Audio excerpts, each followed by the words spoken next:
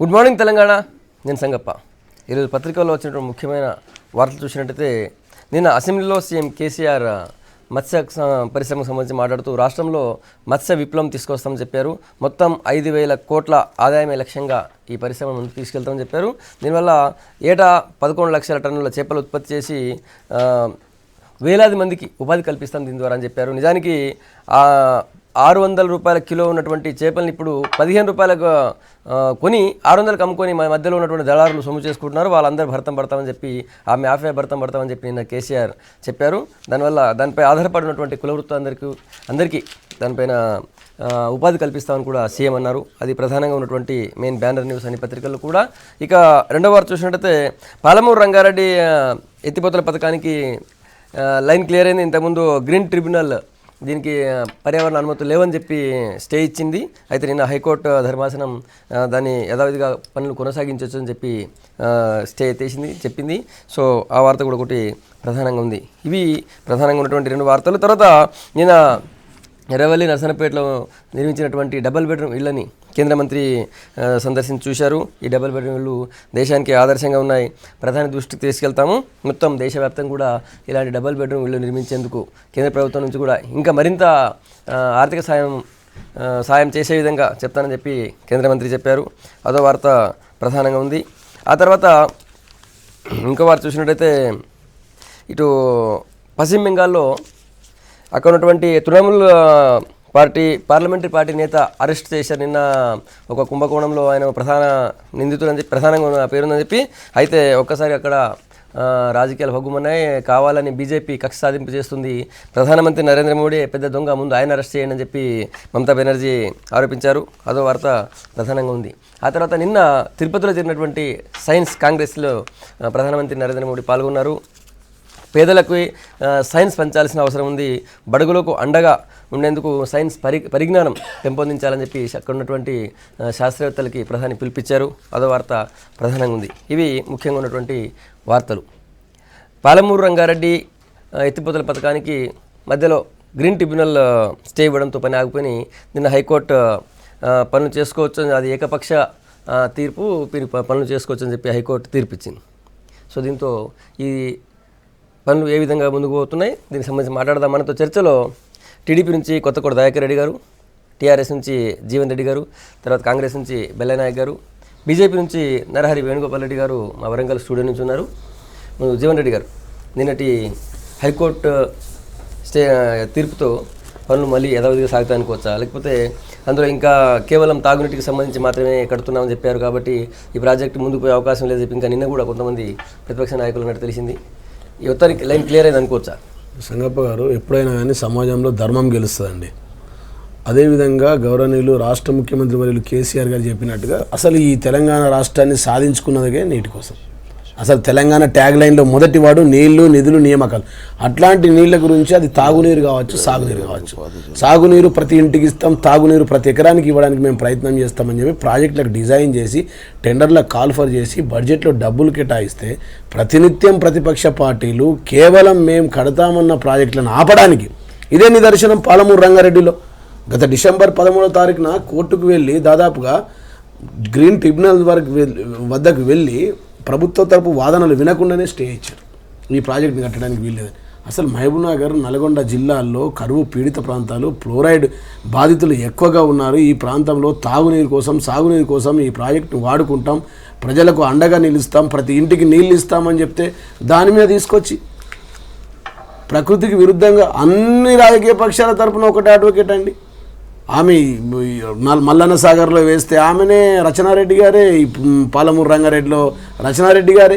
ఈ విధంగా ప్రజా సంక్షేమం కొరకు వ్యతిరేకంగా ప్రజలకు నీళ్ళు ఇవ్వద్దని ఆ ప్రాజెక్టులు కడితే ఇంకా ఈ రాష్ట్రంలో ప్రతిపక్ష పార్టీలు ఉండవేమో అన్న ఉద్దేశంతో ప్రతిపక్ష పార్టీలు చేస్తున్న కుట్ర. ఆ కుట్రకి ఇలా ఊరట కల్పిస్తూ నిన్న ఏదైతే హైకోర్టు ఏందో గతంలో ఇచ్చిన మధ్యంతర ఉత్తర్వులను ఏకవైపు వినడం అది చట్టం ప్రకారం తప్పు అని దానికి ఊరట కల్పించి నిన్న స్టే ఎత్తివేయడం చాలా అదృష్టంగా మేము భావిస్తూ ఉన్నాం. ఖచ్చితంగా గౌరవనీయులు రాష్ట్ర ముఖ్యమంత్రి వర్యులు కేసీఆర్ గారు చెప్తా ఉన్నారు, ఈ ప్రాంతాన్ని తెలంగాణ రాష్ట్రాన్ని పచ్చని రాష్ట్రంగా మార్చడమే మా ధ్యేయం. ఆ పచ్చని రాష్ట్రంగా మారడానికి ఎన్ని వేల కోట్లైనా సరే ప్రతి ఎకరానికి నీళ్ళు ఇస్తాం, ప్రతి ఇంటికి నల్ల తిప్పితే నీళ్ళు ఇస్తామన్న ఉద్దేశంతో గౌరవ ముఖ్యమంత్రి గారు ముందరికి వెళ్తా ఉన్నారు. అదేవిధంగా ధర్మం గెలుస్తానికి ఇది నిదర్శనం అని చెప్పి సందర్భంగా తెలియజేస్తాం. దాకిరెడ్డి గారు, మేము 1 ఎకరాల మాగాణి చేయాలని ముందుకెళ్తుంటే ప్రతిపక్షాలు కావాలని అడ్డుకుంటున్నాయి. అందులో భాగంగానే ఈ కేసు కూడా అంటున్నారు జీవన్ రెడ్డి గారు. ఇప్పుడు జీవన్ రెడ్డి గారి సుదీర్ఘ ఉపన్యాసం వాళ్ళ ముఖ్యమంత్రి గారిని ప్రభుత్వాన్ని డబ్బా కొట్టే వరకు మేము విన్నాం. దానికేం ఇబ్బంది లేదు. ఇలా పాలమూరు రంగారెడ్డిని వద్దని ఎవరు చెప్పలేదు. కట్టుతున్నటువంటి స్థలం రేపటి రోజు వివాదాస్పదం అవుతుంది, వద్దు అనేది ఒకటి. అది జూరాల దగ్గర కడితే అందరికీ ఉపయోగపడుతుంది, జిల్లా మొత్తానికి ఉపయోగపడుతుంది. ఎందుకంటే జూరాల నుంచి కిందికి వచ్చేటువంటి నీళ్ళు అక్కడ ఎన్ని ఒడిసి పట్టగలిగితే అన్ని పట్టిన తర్వాత ఇంకా మిగిలితే అప్పుడు కిందికి కింది నుంచి తీసుకునే ప్రయత్నం చేయండి అనేది మేధావులు కానీ శాస్త్రజ్ఞులు కానీ నీటి విషయంలో అనుభవం ఉన్నటువంటి పెద్దలు కానీ చెప్తున్నటువంటి విషయం. లేదు దీన్ని 2 భాగాలుగా చేసి ఒకటి జూరాల దగ్గర ఒకటి కిందికి చేపట్టండి. ఇప్పుడు ఈ పర్యావరణ అనుమతులే కావచ్చు, లేదు కేఎల్ఐ ఏదైతే ఉందో, ఎందుకంటే జీవన్ రెడ్డికి తెలియదు, మొత్తం విషయం తెలియదు. ఆడ కేఎల్ఐలో ముంపు గ్రామాలను కూడా దీంట్లో ఆయకట్టుగా చూపిస్తున్నారు. అంటే కేఎల్ఐలో మునిగిపోయేటువంటి దాన్ని కూడా ఆయకట్టుగా చూపించేటువంటి ప్రయత్నం జరిగింది. సో ఇక్కడ తీర్పు పాఠం మొత్తం రావాల్సింది. బట్ ఎనీహౌ కట్టడం మేము సంతోషకరమే, కట్టమనే అంటున్నాం. ఏ ప్రతిపక్షం అన్న పోయి ఆడ సిమెంట్ వేస్తే అడ్డుకుందా, రాయి పెడితే అడ్డుకుందా, బునాది వేస్తే అడ్డుకుందా? ఎవరు అడ్డుకోలేదు, ధర్నాలు చేయలేదు, ఏం చేయలేదు. కడుతున్నటువంటి ప్లేస్ కరెక్ట్ కాదు, పైకి తీసుకెళ్ళండి. గతంలో కాంగ్రెస్ గవర్నమెంట్ ఉన్నప్పుడు ఏదైతే శాంక్షన్ అయిందో అది కరెక్ట్, దాని కాడ తీసుకెళ్ళండి. అప్పటికీ నీళ్ళు ఇంకా మిగిలితే మనకు పైనుంచి నీళ్ళు వస్తే తప్పకుండా రెండో దానిలో వర్షన్ కాదు, అందరం మేము చెప్తున్నదంతా అదే. అది కాకుండా ముందుకు వచ్చినందువల్ల ఈ కేసులు ఇవన్నీ పడ్డాయని నేను చెప్తున్నాను. అది కేసు కాదని అంటే మీరు దానివల్ల ఈ కేసులు పడ్డాయి.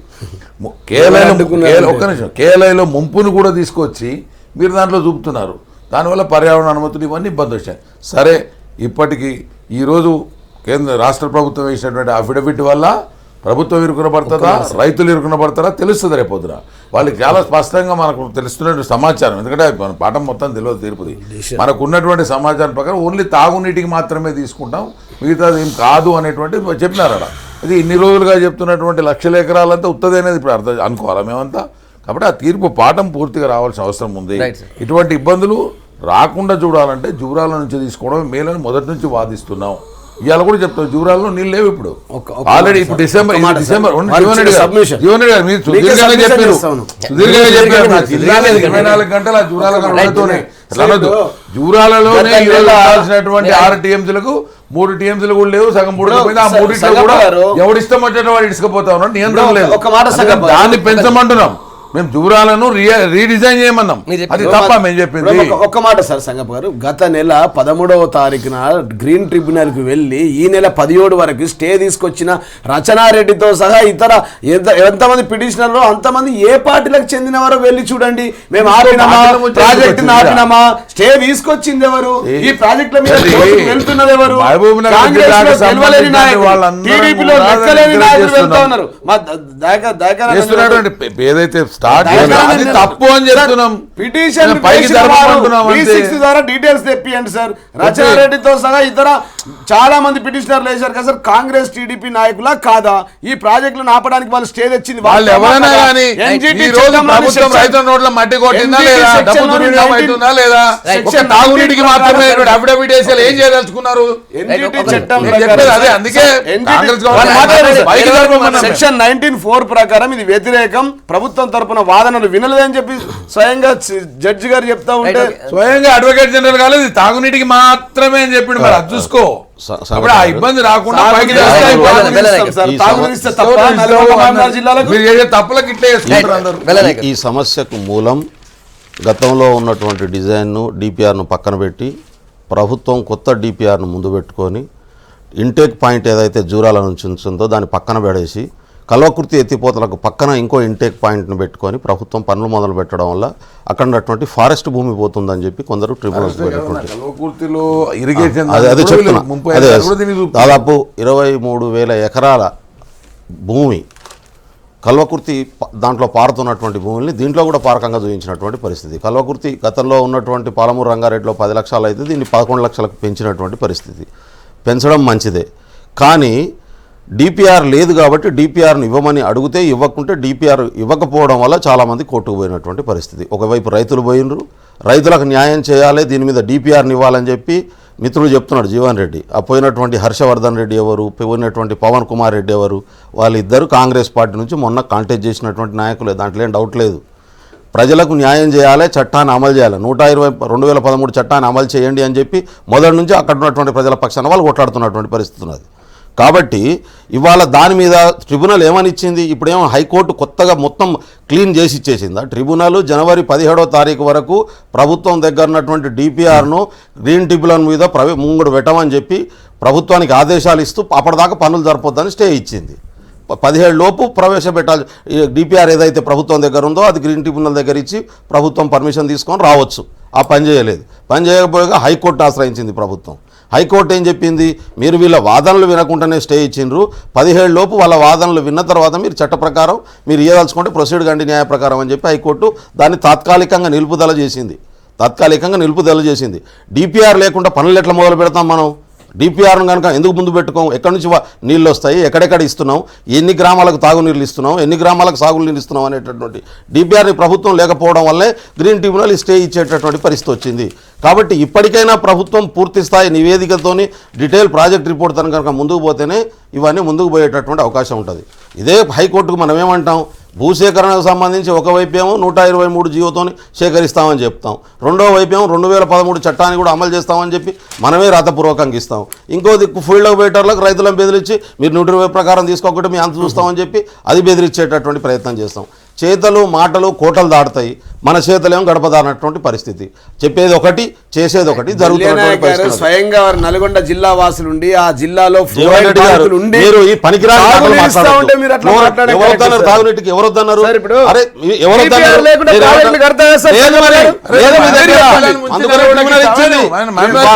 డిజైన్ చేసి ఇవాళ మొత్తం తెలుసా? మీరు ఎక్కడ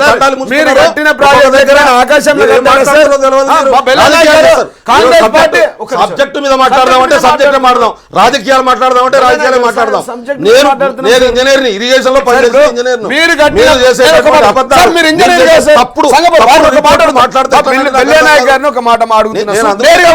జీవన్ గారు ఛాన్స్ ఇస్తే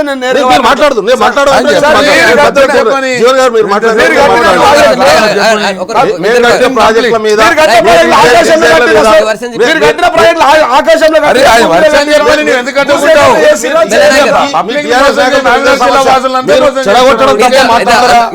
అసెంబ్లీలో చేస్తారు, బయట చేస్తారు.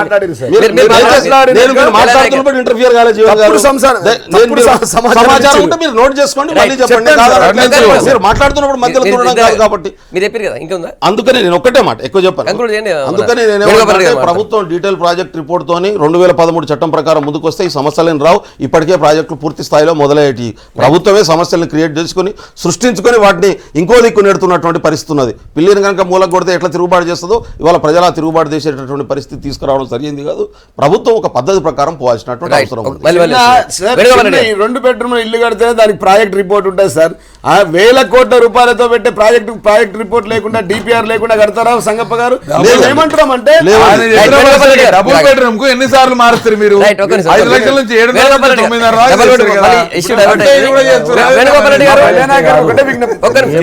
తప్పుడు సమాచారం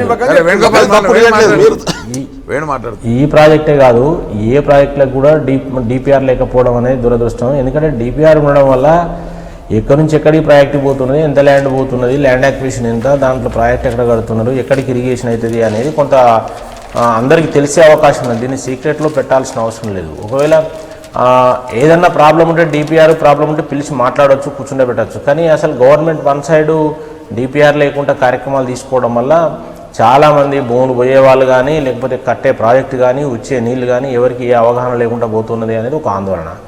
ఇంతకుముందు బెల్లయ్య నాయక్ గారు చెప్పింది వాస్తవం. ఈ ప్రాజెక్టు కాదు, ఇక మిగతా ప్రాజెక్టులకు కూడా డిపిఆర్లు సరిగా లేవు. రెండోది ఏంటంటే ప్రాజెక్టులో నీళ్ళు లేవు కాబట్టి అక్కడ నుంచి శ్రీశైలం వరకు ఇటు మార్చిండ్రు అని వాళ్ళు ప్రభుత్వం చెప్తున్నా సరే, ఇంతకుముందు ఉన్న ప్రాజెక్టుకు ఇప్పుడు ఇది మార్చడం వల్ల కొన్ని ప్రాంతాలకు నీళ్ళు రావు అనే కొన్ని సంశయాలు కొన్ని ఏర్పడడం, తర్వాత ఉన్న కానే వస్తున్నాయి అనేది సంశయాలు ఏర్పడి, ఇవన్నీ కూడా మరి ఒకసారి దాని మీద ప్రతిపక్షాలతో మాట్లాడి మరి చర్చ చేసి ఆ డిపిఆర్ ఇచ్చి దాన్ని అన్ని రకాల అనుమతులు తీసుకొని ముందుకు పోయి యుద్ధ ప్రాతిపదికన నిధులు కూడా తీసుకొని చేస్తే బాగుండు. ఎందుకంటే అన్ని కరెక్ట్ ఉంటేనే నిధులు కూడా సరిగా వచ్చే అవకాశం ఉంటుంది. కాబట్టి అక్కడ మరి ఆ జిల్లా నుంచి దయాకర్ రెడ్డి గారు కూడా దాని మీద అవగాహన ఉన్న వ్యక్తి కాబట్టి ఒకసారి ఆ ప్రాంతం వాసులు మరి ఏదైతే వ్యక్తం చేస్తున్నారో నాగం జనార్దన్ రెడ్డి గారు కూడా అభ్యంతరాలు కొన్ని వ్యక్తం చేస్తున్నాడు. కాబట్టి వీళ్ళందరితో కూర్చొని మాట్లాడి ఆ డిపిఆర్ పర్ఫెక్ట్గా ఇచ్చి ప్రాజెక్టును అన్ని అనుమతులు తీసుకొని యుద్ధ ప్రాతిపదికన పూర్తి చేస్తే మహబూబ్నగర్ నల్గొండ ప్రజలకు లాభం జరుగుతుంది. కానీ ప్రాజెక్టును కట్టద్దు అని మాత్రం ఎవరు కూడా అడ్డం పడరు. ఒకవేళ అడ్డం పడితే ఆ పార్టీకే నష్టం జరుగుతుంది. కాబట్టి ఎంత మూర్ఖులు కూడా ప్రాజెక్టు కట్టద్దు అని అడ్డం పడరు. దాంట్లో ప్రాబ్లమ్స్ చెప్తుంటారు. కానీ జెన్యూన్ ప్రాబ్లం కాకుండా మామూలు ప్రాబ్లమ్స్ ఏమైనా చెప్తే దాన్ని మనం తప్పనిసరిగా వ్యతిరేకించాల్సింది. కానీ జెన్యూన్ ప్రాబ్లమ్స్ విజ్ఞప్తి చేస్తా ఉన్నాం. మేము మంచి మనసుతో ప్రజలకు ప్రతి ఎకరానికి ప్రతి గుంటకు ప్రతి ఇంటికి నీళ్ళు ఇవ్వాలనుకుంటున్నాం. ప్రభుత్వం చూస్తూ ఉంది, మీడియా ద్వారా ప్రజలందరూ వీక్షిస్తూ ఉన్నారు. స్టే తీసుకొచ్చి సార్ భూసేకరణ చట్టం 2013 కాకపోతే 123 జీవో కాకపోతే నూతన చట్టం తీసుకొచ్చినాం, ఆమోదం పొందింది అసెంబ్లీలో. మేమేమంటున్నాం, వేణుగోపాల్ గారు, గతంలో ఎవరైనా ప్రాజెక్టులు కడితే ప్రజా సంక్షేమం జరగాలంటే రోడ్లు వేయాలన్నా, రైల్వే లైన్లు వేయాలన్నా, చెరువులు తగ్గించాలన్నా, వినండి సార్, ఒక్క ప్రాజెక్ట్ కట్టాలన్నా భూసేకరణ చేయాల్సిందే. ఇది ఒక వింత కాదు, ఎక్కడ జరగని సమస్య కాదు. ప్రపంచంలో దేశంలో ఎక్కడైనా ఎక్కడైనా ఏ ప్రభుత్వాలైనా ఏ పద్ధతిలో చేస్తున్నారు అనేది ముఖ్యం.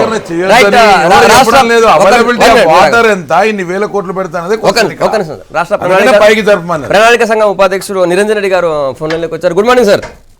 గుడ్ మార్నింగ్ సంగప్ప గారు. మీకు అక్కడ ప్యానల్లో ఉండేటువంటి వాళ్ళకి, అదేవిధంగా ప్రేక్షకులకు అందరికి కూడా మొదటగా 2017 ఆంగ్ల సంవత్సర శుభాకాంక్షలు అండి. Right sir, thank you. మీకు కూడా శుభాకాంక్షలు. ఒకటి, నిరంజన్ రెడ్డి గారు నిన్నటి ఈ హైకోర్టు స్టే తీయడంతో పాలమూరు రంగారెడ్డి పనులు స్టార్ట్ అవుతాయా లేదా అనే దాని మీద జీవన్ రెడ్డి గారు మాట్లాడారు. కాకపోతే అది ప్లానే తప్పు ఉంది, కావాలని డిపిఆర్ చూపించలేదని రకరకాల విమర్శలు వస్తున్నాయి. దాని మీద మీరేమంటారు, ముఖ్యంగా మహబూబ్నగర్ జిల్లా వాసి? ఇప్పుడు తెలంగాణ రాష్ట్రం సాధించుకున్నదే ప్రజలు, ప్రధానంగా ఈ వ్యవసాయ రాష్ట్రం ఇది. నీటి వనరులను అభివృద్ధి చేసుకుంటే తప్ప ఈ రాష్ట్ర ప్రజలకు భవిష్యత్తు ఉండదండి. తెలంగాణ ప్రజలు సర్వం అన్ని వర్గాల వాళ్ళు కలిసి కొట్లాడి తెచ్చుకున్నటువంటిదే సాగునీళ్లను సమృద్ధిగా వినియోగంలో పెట్టుకోవాలని.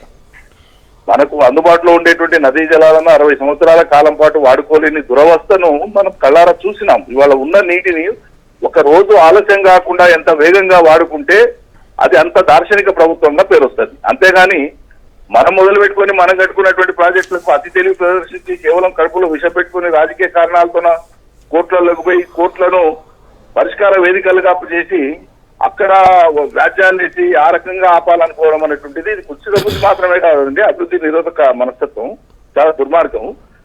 ఎక్కడైనా సాంకేతికంగా ఏమైనా లోపాలుంటే బహిరంగ చర్చ చేయొచ్చు. అంతేగాని సాంకేతిక లోపం ఉందని కోర్టుకు పోయి ప్రాజెక్ట్ ఆపుతారంటే సాంకేతిక లోపం సాధించబడుతుందానండి? కోర్టులు సాంకేతికతను తెలుస్తాయా? ఇవాళ గ్రీన్ ట్రిబ్యునల్ ఇచ్చినటువంటిది ఎక్స్పార్టీ ఆర్డర్ అని చెప్పి హైకోర్టు కొట్టేసింది. కోర్టులను ఆశ్రయించి కోర్టులను వేదికలుగా చేసుకొని తద్వారా ఈ రాష్ట్రంలో ప్రాజెక్టును ఆపాలనుకోవడం వాళ్ళ భ్రమ. ఒకటి, నెంబర్ 1. 2, పాలమూరు రంగారెడ్డి ఎత్తిపోతల పథకం అనేటువంటిది అత్యంత ప్రాధాన్యతతో రాష్ట్ర ప్రభుత్వం యొక్క సొంత నిధులతో నిర్మాణం మొదలుపెట్టుకున్నటువంటిది. రాష్ట్రంలో ప్రాజెక్టులు కట్టడం ద్వారా నీటిని వేగంగా సద్వినియోగం చేసుకోవాలనేటువంటి సంకల్పానికి అవతలి రాష్ట్రం వైపు నుంచి వివాదాల్లో వేసి ఇబ్బందులు పెట్టకుండా ఉండాలనే రాష్ట్ర ప్రభుత్వం లోన్లు కాకుండా ఇతర సంస్థల యొక్క రుణాల నుంచి కాకుండా సొంత నిధులతోన ప్రాజెక్టును మొదలుపెట్టి నిర్మాణం చేసుకుంటూ పోతున్నది. ఇది ప్రభుత్వం యొక్క చిత్తశుద్ధికి తార్కాణం. అంటే ఎంత వేగంగా పూర్తి చేసుకుంటే అంత వేగంగా ప్రజల యొక్క కష్టాలను తీర్చగలుగుతాం. కేవలం వ్యవసాయమే కాదండి, వ్యవసాయానికి అనుబంధంగా ఉండేటువంటి పాడి పరిశ్రమ కానీ, మత్స్య పరిశ్రమ కానీ, ఇవన్నీ కూడా వేగంగా అభివృద్ధి జరిగితే లక్షలాది మందికి ఉపాధి అవకాశాలు వస్తాయి. ఎంత తొందరగా రాష్ట్రం బాగుపడాలన్న తపన ప్రభుత్వం చూపిస్తుంటే దానికి కలిసి రావాల్సింది పోయి సాంకేతిక అంశాల పేరుతోన, సాకులతోన. నిరంజన్ రెడ్డి గారు, మీకు సూటిగా ఒక ప్రశ్న అడగదలుచుకున్నాను నేను. నిరంజన్ రెడ్డి గారు, నేను బెల్లయ్య నాయక్ మాట్లాడుతున్నా. చెప్తున్నాడు నిరంజన్ రెడ్డి గారు, చెప్పండి బ్రదర్. బెల్లయ్య నాయక్ గారు చెప్పండి. నేనేం అడుగుతున్నానంటే, పాలమూరు రంగారెడ్డి ఎత్తిపోతల పథకానికి జూరాల నుంచి ఉన్నటువంటి ఇంటేక్ పాయింట్ను తీసుకుపోయి ఇవాళ మనం కల్వకుర్తి ఎత్తిపోతల పథకంలో పెట్టుకున్నాం, పక్కన పెట్టుకున్నాం. ఛానల్స్ పెట్టుకుంటే ఈ 18లో 4 ఛానల్స్ ఫారెస్ట్ ఏరియాలో వస్తాయా రావా? వస్తే ఆ హక్కు గ్రీన్ ట్రిబ్యునల్కి ఉంటుందా లేదా? మనం ఒకవైపు 2000 వట్టంలో ఇంటేక్ పాయింట్ పెట్టుకున్న దగ్గర 3 తండాలు మురుగుతుంటే ఆ 3 తండాలలో కానీ ఆ గ్రామాలలో కానీ కొందరికి 3,80,000 ఎకరాలు, నా ఎకరానికి 3,80,000, మిగతా వాళ్ళకి 4,80,000, కొందరికి 5,80,000 ఇచ్చినటువంటి మాట వాస్తవం కాదా? ఇస్తున్నటువంటి మాట వాస్తవం కాదా? ఒకవైపు ప్రభుత్వం 2013 చట్టాన్ని అమలు చేస్తానని చెప్తూనే 123 జీవో ప్రకారం బెదిరిస్తున్నటువంటి మాట వాస్తవం కాదా? స్థానిక సంబంధించినటువంటి మంత్రి గారు స్టేట్ అవే పోలీసులను మిలిటరీలను పెట్టి కడతాం, ఏం చేసుకుంటారో చేసుకోండి అని చెప్పి జనాలు పోతే చెప్పినటువంటి మాట వాస్తవం కాదు. నేను ఏమంటానంటే ఎవరికి దురుద్దేశం లేదు, ప్రాజెక్టులు కట్టాల్సిందే, ప్రతి ఇంచుకు నీళ్లు రావాల్సిందే, అది చట్టం ప్రకారం చేయాల్సినటువంటి అవసరం ఉంది. ఎవరికి దురుద్దేశం ఉన్నదని చెప్పి ఆపాదించి మాట్లాడడం సరి అయింది కాదు. ఆపాలని ఎవరు అనుకోవట్లేదు, ప్రాజెక్టులు కట్టాలి. మీరు ప్రాజెక్టుల పేరు మీద, కమిషన్ల పేరు మీద ప్రాజెక్టుల, నీళ్ల కోసం ప్రాజెక్టుల, ఇవి కూడా చెప్పాల్సిన అవసరం ఉంది. చెప్పండి సంగప్ప గారు, చెప్పండి. ఆధారరహితమైనటువంటి ఆరోపణలు చేసుకుంటూ పోతే వాటికి టీవీ వేదికలుగా మనం జవాబులు ఇచ్చి అక్కడే నిర్ధారణ చేయడం అనేటువంటిది అసాధ్యమైన విషయం. నెంబర్ 1. 2, ప్రాజెక్టులు కట్టేటువంటి ఆరోపణ దురుద్దేశంతో, ఉద్దేశపూర్వకంగా ప్రాజెక్ట్ ఆపాలనే ఉద్దేశంతో చేస్తున్నారనే ఆరోపణ కూడా ఆధారరహితమైంది కదా. అయితే ప్రాజెక్టులు ఎక్కడ నిర్మాణం చేసినా సరే భూసేకరణ అనివార్యం, అది అందరికీ తెలిసిందే, అది కొత్త విషయం కాదు. గతంలో భారతదేశంలో ఏ ప్రాజెక్టులు ఎక్కడ నిర్మాణం జరిగినా అంతకంటే మెరుగ్గా ఉండేటట్లు, అంతకంటే వేగంగా సాఫీగా పనులు జరగాలంటే ప్రజలకు సానుకూలంగా ఉండాలని జియో 123 తేవడం జరిగింది. జియో 123 కంటే మాకు 2013 ద్వారానే ఎక్కువ మేలు జరుగుతుంది అనుకున్న రైతాంగం దాన్ని కూడా ఆఫ్ చేయొచ్చు అని చెప్పి 2 ఆప్షన్స్ పెట్టడం జరిగింది. ఎక్కడ కూడా భూసేకరణలో నేను కూడా స్వయంగా అక్కడ రైతులను ఒప్పించేటువంటి క్రమంలో 6 నెలలు ప్రజల వెంబడి ఉన్నాను, తిరిగినాను, ప్రజల మధ్యలో చూసినాను. మా జిల్లాలో కూడా ఏదల రిజర్వాయర్ దగ్గర జరిగినటువంటి భూసేకరణలో కూడా ఏ ఒక్కరిని బలవంతంగా మేము ఒప్పించలే, అందరినీ సంతోషపెట్టే భూసేకరణ చేసినాం. ఎక్కడైనా 1-6 సంఘటనలు జరిగినట్లు మీ దృష్టికి వస్తే వాటిని సవరించే ప్రయత్నం ప్రభుత్వ పరంగా మనం తీసుకున్నాం. ప్రజలకు స్వేచ్ఛను ఇచ్చినాం. మీరు 2013 అయినా పర్లేదు, 123 అయినా పర్లేదు, ప్రజాహితం కోరి ఇగో మీకు ఇబ్బంది కావద్దని గతంలో భూసేకరణ చేసినటువంటి శ్రీశైలం ప్రాజెక్టు కావచ్చు, ఇవాళటి కూడా ఇదే మహబూబ్నగర్ జిల్లాలో 57 గ్రామాలకు సంబంధించినటువంటి ప్రజలు ఇన్నేళ్ళైనా ఇంకా పూర్తి స్థాయి పరిహారం అందక, పునరావాసం అందక అవస్థల పాలైన 40 ఏళ్ళు అయింది. అందుకని అటువంటి దురవస్థ మళ్ళీ ఉండొద్దు, పునరావృతం కావద్దనే ఇవాళ 123 తెచ్చినాం. సమ్మతి ఉండేటువంటి వాళ్ళు సమ్మతి ఇచ్చినారు, ప్రాజెక్టు పనులు మొదలై ముందలిపోతున్నాం. ఇది ఒకటి. రెండవది, వాటర్ ఎక్కడి నుంచి డ్రా చేయాలనేటువంటి విషయంలో ఇది చాలా సులువుగా అర్థమయ్యే విషయం. జూరాలలో మనకు ఇంపౌండింగ్ కెపాసిటీ లేదు, అది ఓన్లీ 11 TMC, అది కూడా మల్టిపుల్ ఫిల్లింగ్స్ లో. సింగిల్ ఫిల్లింగ్ లో ఆగి ఉన్నటువంటి నీళ్లలో 9 TMCలు, అందులో ఇప్పుడు సిల్ట్ పోతున్నట్టు 6-7 TMCలకు మించి నీళ్లు ఉండవు అందులో. కాబట్టి అక్కడ మీరు మోటార్లు పెట్టి కొడితే 1 రోజు 2 రోజులు 3 రోజుల కంటే ఎక్కువ నీళ్లు డ్రా చేయలేము. మనం అష్యూర్ వాటర్ మీద కడుతున్నామా లేకుంటే ఫ్లడ్ వాటర్ మీద కడుతున్నామా?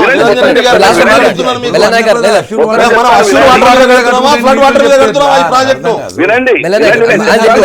తొందరపడతారు. మేము తొందరపడట్లేదు.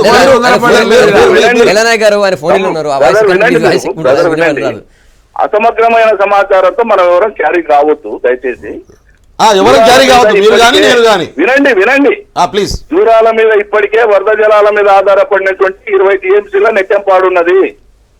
ఇప్పటికే జూరాల మీద ఆధారపడినటువంటి కోయిల్ సాగర్ ఉన్నది. ఇప్పటికే జూరాల మీద ఆధారపడిన నికర జలాల 20 TMCల బీమా ఉన్నది. ఈ నీళ్లు డ్రా చేయడానికే నీళ్లు సరిపోవు వరద వచ్చిన టైంలో. అందుకోసమే డెడ్ స్టోరేజ్ ఉన్న టైంలో కూడా శ్రీశైలంలోకి వెళ్ళి హక్కుగా తీసుకోవడానికి అవకాశం ఉంటుంది, అవస్థ ఉండదు. మనం కోరుకున్న నీళ్లు, మన న్యాయమైన వాటా నీళ్లు డ్రా చేయడానికి శ్రీశైలమే శరణ్యం. దాని మీద రెండో ఆలోచన లేదు. శ్రీశైలం వద్దని ఎవరైనా అనుకుంటే అంతకంటే ఆ అవగాహన రాహిత్యం ఇంకేం ఉండదు. రైట్ సార్, ఒక్క నిమిషం. మూడో పాయింట్ వినండి. చెప్పండి సార్. మూడో పాయింట్, గ్రీన్ ట్రిబ్యునల్ ను ఆశ్రయించడానికి అక్కడ ఏమి కూడా ఆస్కారం లేదు. ఎక్కడ కూడా అక్కడ ఫారెస్ట్ ఇంటర్వెన్షన్ ఏడా జరగట్లేదు. జిల్లా కలెక్టర్ గారు ఆల్రెడీ గతంలో పనిచేసినటువంటి జిల్లా కలెక్టర్ గారే, అవిభక్త మహబూబ్నగర్ జిల్లా కలెక్టర్ గారే అక్కడ క్లియర్ గా సర్టిఫికేషన్ ఇవ్వడం జరిగింది, ఇది రెవెన్యూ ల్యాండ్ అని చెప్పి. నాలుగో పాయింట్, ఎక్కడైనా ఎస్టీలు కానీ లేకుంటే ఇతర ప్రజలు కానీ వాళ్ళ భూమి పోతా ఉంటే ఏ ఒక్క నిర్వాసితులకు సంబంధించి కూడా ఎక్కడ భయపెట్టింది లేదు. భూమి కేటగరైజేషన్ లో పోదాం వట్టం పోదాం మనం ఇద్దరం. నేను వస్తాను మీతో, నిరంజన్ రెడ్డి గారు come with you. మనం వట్టం పోదాం. నేను వస్తాను మీతో, పోదాం పదండి. మీరు తెలంగాణ ఉద్యమంలో పనిచేసారు, నేను చేసిన నిరంజన్ రెడ్డి గారు, మన ఇద్దరం పోదాం ఊరికి. ప్రభుత్వం పైన నిర్ణయించిన ధర కాదు ఇది. ప్రభుత్వం ఏం చెప్పింది, జిల్లా నేను మీతో రావడానికి సిద్ధంగా ఉన్నాను, సంఘపడాలను కూడా రమ్మంటాను, మనం పోదాం ముగ్గురం కలిసి. ఆ ప్రొక్యూర్మెంట్ కమిటీ నిర్ధారణ చేసి కేటగరైజేషన్ చేసుకున్నారు. ఒత్తిగా చెలకల్లాగా ఉండి కేవలం వర్షం మీద ఆధారపడి పండేటువంటి భూములకు 3.5, ఏదో ఒక సోర్స్ ఉండి ఒక పంట గ్యారంటీగా పండేటువంటి దానికి 4.5, 2 పంటలు చెరువు ద్వారా కానీ బోర్ ద్వారా కానీ కాలువ ద్వారా కానీ పండితే 5.5, ఆ రకంగా పెట్టి భూములకు ఇవ్వడం జరిగింది. సర్వే నంబర్లకు సంబంధించిన భూమిలో ఒక వాళ్ళకేమో 3.5, ఒకరికేమో 5.5 ఇచ్చినాం. ఆయనకేమో కాంగ్రెస్ పార్టీ అయినా, ఈయనేమో టీఆర్ఎస్ పార్టీ అయినా. పోదాం మన ఇద్దరం కలిసి. అట్లా ఎక్కడ ఉండదు. పోదాం మిత్రం. ఒక పాలసీ విషయాన్ని చర్చించేటప్పుడు అరకొర సంఘటనలు మెన్షన్ చేసి పాలసీని విమర్శించడం కరెక్ట్ కాదు.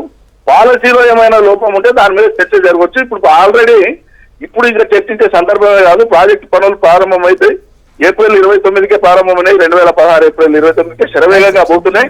మీరు చర్చ చేసుకుంటూనే ఉండండి, మీరు విమర్శించుకుంటూనే ఉండండి. ప్రాజెక్ట్ కంప్లీట్ అయితే నీళ్లు వస్తాయి, ఆ రోజు మాట్లాడదాం. సరే, ఆయన చెప్పిన సుదీర్ఘ ఉపన్యాసం విన్నాం. కానీ జూరాల ప్రాజెక్టు 17.856 స్టోరేజ్ కెపాసిటీతో తయారు కావాల్సినది. దానికి బునాదులు కూడా అంతకే వేసినారు. నిరంజన్ రెడ్డికి తెలిగిపోతే తప్పుదారి పట్టియద్దు.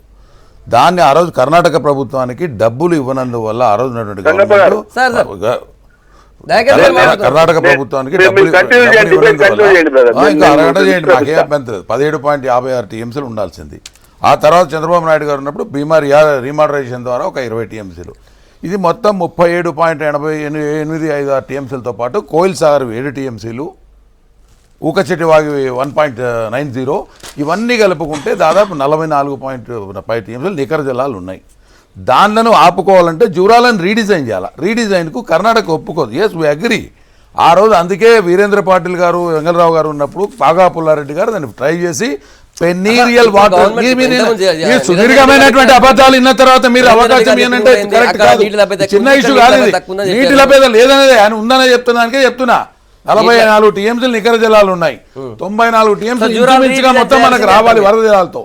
దానిని ఎత్తిపోసుకొని మీ గద్వాల ప్రాంతంలో కానీ నారాయణపేట ప్రాంతంలో కానీ రిజర్వాయర్లు కట్టుకోవడానికి అవకాశం ఉంది. దాని ద్వారా మీరు తీసుకోవచ్చు. దాన్ని కిందికి తీసుకొచ్చి ఎనిక్కెళ్ళి తీసుకొస్తామనే దాంట్లోనే తప్పు అంటున్నాం మేము. అది తప్పు అంటున్నాం. ప్రాజెక్టును అడ్డుపడడం లేదు. దీన్ని 2 భాగాలు చేయండి. పైన ఇంకా 2 లిఫ్టులు పెట్టేసి దాన్ని ఆపుతూ కిందికి కూడా ఇంకో తీసుకోండి. నీళ్ళు నికరజాలు ఉంటాయి. ఇవాళ పైన ప్రాజెక్టులు విపరీతంగా కడుతూ పోతుంటే ఇవాళ జూరాల్లో నీళ్ళు అని ఏం చెప్తాడు. శంకర సముద్రానికి నీళ్ళు తీసుకుపోయినకి వచ్చి అక్రమంగా తీసుకునే వ్యక్తి అతని. శంకర సముద్రం కంప్లీట్ చేస్తే ఎన్ని గ్రామాలు మారుతాయి? ఇప్పటిదాకా కంప్లీట్ చేయలేరు. 3 ఏళ్ళు అవుతుంటే గవర్నమెంట్ వచ్చి. ఆ గవర్నమెంట్ చేయలేదు. సరే, ఈ గవర్నమెంట్ ఏమైంది? శంకర సముద్రానికి అడ్డు కట్టేసి కిందికి అక్రమంగా నీళ్ళు తీసుకుపోతారు తప్ప అదే శంకర సముద్రాన్ని వేస్తే సరిపోతుంది. తెలంగాణకు ఆయన ఒక్కడేదో పని చేసేటట్టు మేమేదో అడ్డం పడుతున్నట్టు కాదు. మేమే ఉసుక అమ్ముకొని రాలేడికి. ఉసుక అమ్ముకోవడానికి పదవులు పొందలేమేము. చెప్పాలంటే ఆ చరిత్ర అంటే ఎవరు ఆపలేదు అని చెప్తాం. ఆపడమే లేదు. అక్కడ ఉంది. చాలా ఇవ్వమంటే నీరే లేదు. ఇప్పుడు గ్రీన్ ట్రిబ్యునల్ అవసరం లేని దగ్గర గ్రీన్ ట్రిబ్యునల్ లో స్టే ఆర్డర్ గురించి ఎవరు వెళ్ళారు? ఏ పార్టీకి సంబంధించిన వారు స్టే తీసుకొచ్చిర్రు? ఏ పార్టీకి సంబంధించిన వారు అడ్డుకున్నారు? అన్ని పార్టీలకు కలిసి ఒకే అడ్వకేట్ ఎవరు పెట్టారు?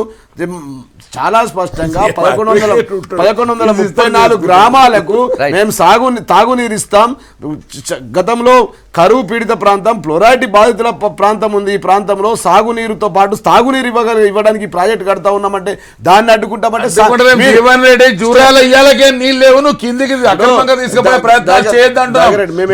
జిల్లాని ఎడారి చేయొద్దంటున్నాం. నీళ్లు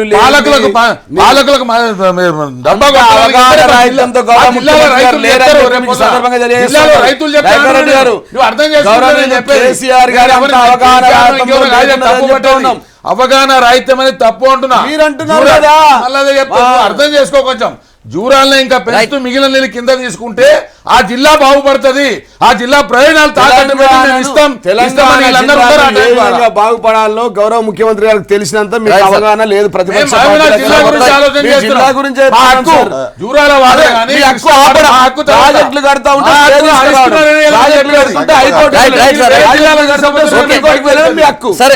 జిల్లాకి ఇచ్చిన తర్వాత తీసుకుపోవాలని మేము Different opinions, different opinions. జిల్లాకి ఇచ్చిన తర్వాతనే సాగుతా బయట తీసుకుపోవాలి. నెక్స్ట్ ఇంకో టాపిక్ వెళ్దాం. చాలాసేపు అయింది, మీరు చాలాసేపు మాట్లాడి ఇప్పటికీ ఒక్క point. లేదు ఆయన మాట్లాడి మీరు చాలాసేపు మాట్లాడారు. ఇంకో ఒక్క second టాపిక్ ఇంపార్టెంట్ టాపిక్ ఉంది.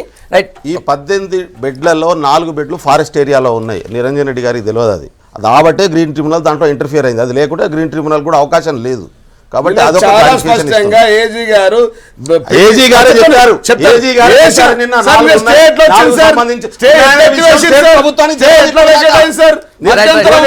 రాష్ట్ర ప్రభుత్వానికి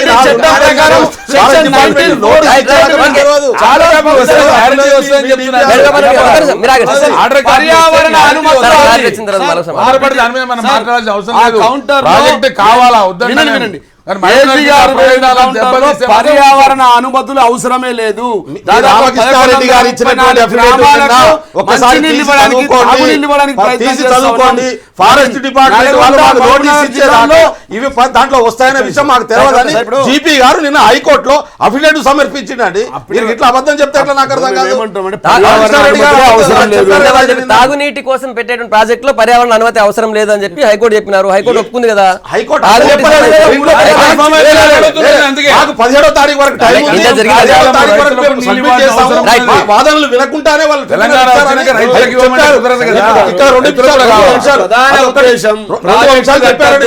ప్రజలకు మంచి నీళ్ళు ఇవ్వద్దు,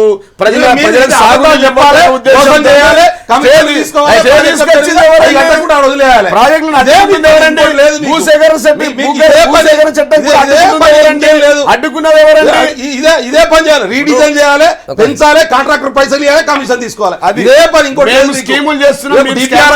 ప్రజలకు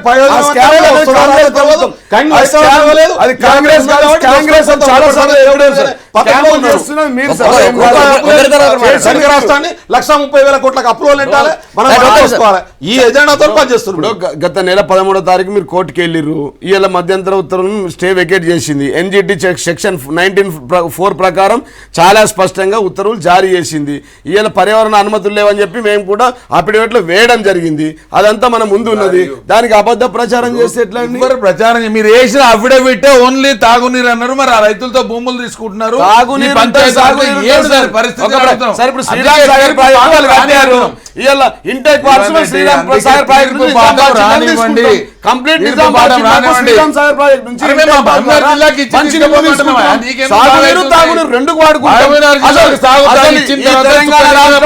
నీళ్ళ కోసం అసలు ఈ యుద్ధం జరిగిందే నీళ్ళ కోసం. గౌరవనీయులు కేసీఆర్ గారు డే 1 నుంచి మా జిల్లా ప్రయోజనాలు తాకట్టు పెట్టుకోవడానికి ఏ పార్టీ కూడా అక్కడ సిద్ధంగా నీళ్లు నిధులు నియామకాలు సార్. మొదటి వాడు సార్ తెలంగాణ ట్యాగ్ లైన్ నీళ్లు నిధులు నియామకాలు. ఆ నీళ్లు వేస్తామంటే పంచాయతీ పెడితే, ఆ నీళ్లకు భూసేకరణ వేస్తామంటే పంచాయతీ పెడితే, ఆ నీళ్లకు భూసేకరణ తీసుకుంటామంటే దానికి స్టేలు తీసుకురావడం, కోర్టుకు వెళ్ళడం, ఆగం చేయడం, ధర్నాలు చేయడం, రస్తా రోకోలు చేయడం, జాగింగ్ చేయడం. ఇక్కడ పాలమూరు రంగారెడ్డి వరకు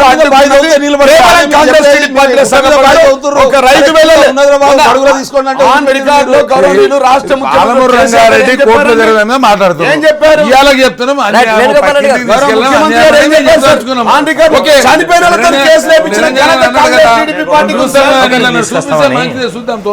వేణుగోపాల్ గారు నీళ్ళు ఇస్తామంటే ప్రతిపక్షాలు అడ్డుకునే ప్రయత్నం అందులో భాగంగానే ఈ కేసులు వేస్తున్నారని.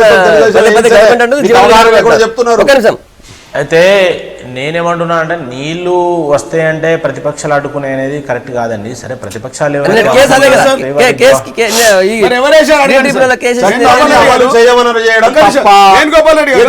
నడవదని చెప్పడం తప్ప, చెప్పడం తప్ప.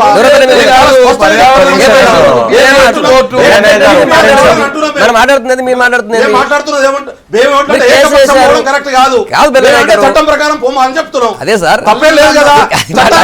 మాట్లాడండి మరి, అది మాట్లాడండి మరి. వీళ్ళు చట్టాన్ని ఉల్లంఘించి చేస్తామని చెప్తారు, నాకు అర్థం కాదు. అడుగుతున్నా సార్, వేణుగోపాల్ రెడ్డి గారు ఒక మాట అడుగుతా సార్. అది మల్లన్న సాగర్లో కానీ, పాలమూరు అసెంబ్లీ రంగారెడ్డిలో కానీ కేసులు వేసింది ఎవరు? రైతుల కాంగ్రెస్ చెప్పండి కూడా మాట్లాడారు మీరు. నేను బయట వేణుగోపాల్ గారు మాట్లాడండి, మీరు మాట్లాడడం వల్ల నాకు క్లారిటీ వస్తలేదు. కేసులు వేసింది కాంగ్రెస్ ప్రజల మిమ్మల్ని అడుగుతున్నా సార్. అంటే మిమ్మల్ని ప్రాజెక్టులు కట్టడాన్ని అడ్డుకోవాల్సిన అవసరం ఎవరికి ఉండదండి.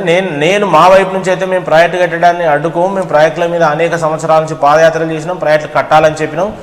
ప్రాజెక్టులు కట్టాల్సినప్పుడు కట్టేటప్పుడు దాన్ని బుల్డోజ్ చేయడం కంటే దాంట్లో వచ్చే ప్రాబ్లమ్స్ను కూడా మరి రెక్టిఫై చేసి చెప్పి తీసుకుపోవాలి. సరే, అన్ని 100% కాకుండా కనీసం మినిమం ఇప్పుడు ల్యాండ్ యాక్విజిషన్ మెయిన్ ప్రాబ్లం వస్తుంది. ల్యాండ్ యాక్విజిషన్ మీద మొన్న ధర్నా చేస్తారంటే పర్మిషన్ ఇవ్వలేదు. ల్యాండ్ యాక్విజిషన్ ప్రాబ్లమ్స్ ఏ చట్టం ప్రకారం చేస్తారో అనే దాంట్లో క్లారిటీ లేదు.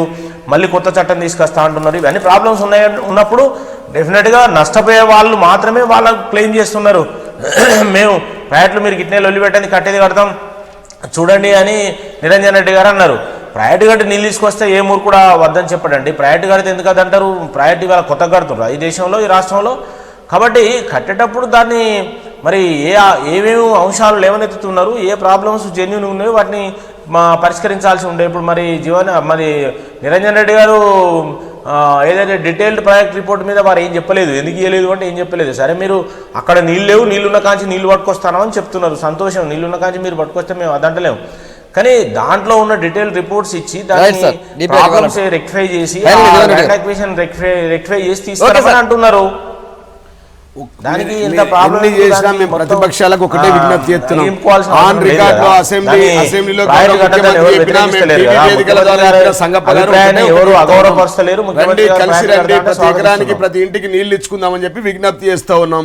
మీరు కోట్లకు వెళ్తామంటే ప్రజలే మీకు బుద్ధి చెప్తారు. కోట్లకు వెళ్ళి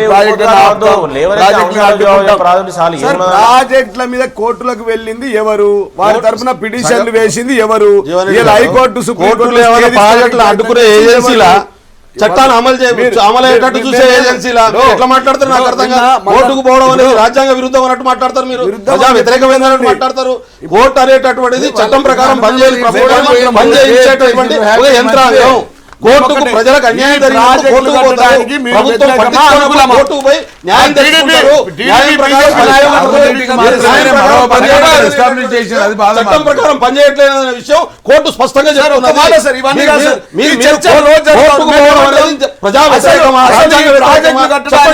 మీరు ప్రతికూల మేము చట్టం ప్రకారం పనిచేయాలి కట్టాలా వద్దా?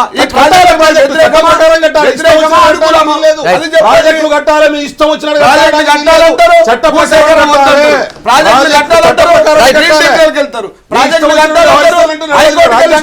రాజ్యాంగం ప్రకారం వ్యవస్థ మీరు రాజకీయ నాయకత్వం తప్పు చేస్తే కోర్టులోనే దాన్ని ఆపడానికి, సరిచేయడానికి చట్టం ప్రకారం పనిచేయండి. ఏమంటున్నా, మీకు ప్రాజెక్టులు కట్టాలని చిత్తశుద్ధి ఉంటే, సాంకేతిక లోపం ఉంటే మీరేమైనా మీ అడ్వైజర్ ఇవ్వండి, మీ అమూల్యమైన సలహాలు ఇవ్వండి. మీకు అపారమైన అనుభవం ఉంది. అసెంబ్లీలో మాట్లాడాలని చెప్తే అసెంబ్లీలో మాట్లాడకుండా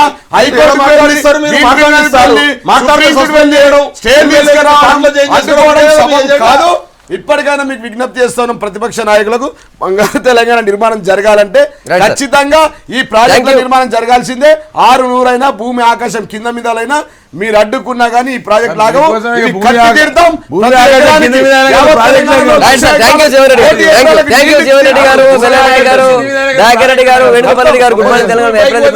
ఇది ఇవాళ గుడ్ మార్నింగ్ తెలంగాణ. రేపు మళ్ళీ ఇదే టైం కలుద్దాం. Stay tuned.